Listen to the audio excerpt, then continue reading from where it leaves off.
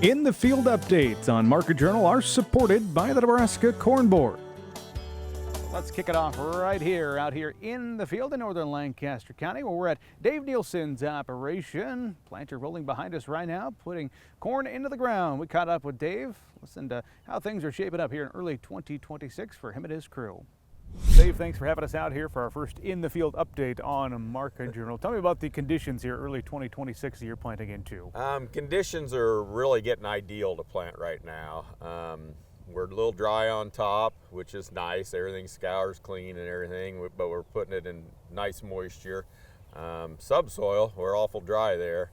So hopefully we get some rains through the season to make a crop. What's your strategy when you start planting? A lot of people will prioritize soybeans as soon as the ground's warm enough, but how do you go about your planting season? Well, we'd like to plant both if we could, corn and soybeans, but we don't have the labor force or the equipment to do that. So we actually start on corn.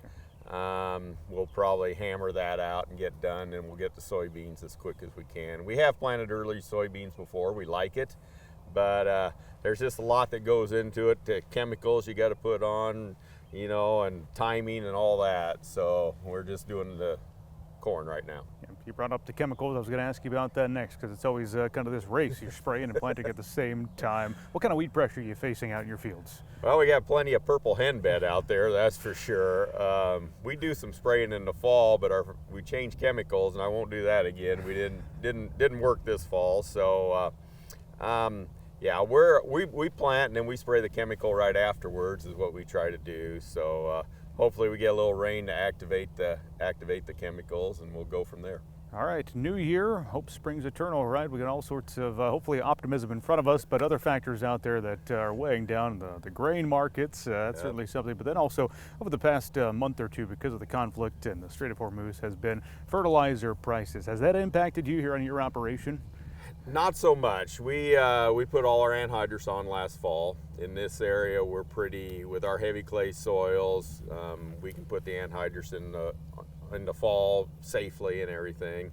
And so we had that bought, you know, about August last year is when we bought that. We did put on some dry fertilizer, you know, potassium. We didn't put any phosphorus on. That was just too high price. We wouldn't go for that. So we're gonna mine a little bit of ours. We do a lot of biosolids from the city of Lincoln, and now we started putting on some cattle manure that we actually get from NREC up there at Meade. And so we have pretty high phosphorus levels, so we can afford to mine our soils with phosphorus for a few years. Yep. You were telling me about the operation. You got a son who's wrapping up his college studies, plans to rejoin you on the operation. Tell me about your farming experiences, how you plan to continue the next generation as well. Well, I'm third generation here. My grandpa started in this area in 1914. My dad took over, and then I took over. And so it's a family farm operation. We do have one full-time hired man that also farms some of his own ground, relations ground and stuff. And yes, I do have a son coming back full-time starting here in May. He'll graduate from Northeast Community College. And so it'll be interesting. I'm getting closer to retirement. I'll still help out, but them two can run the operation as far as I'm concerned.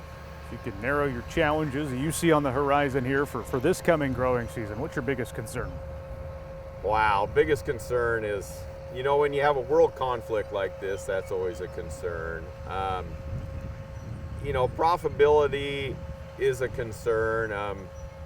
I'm a long-term thinker on that, so I've strategized myself to, you know, you're going to have down years, you're going to have up years. I mean, we'll pull back, you know, new equipment and things like that. We'll repair the old stuff. You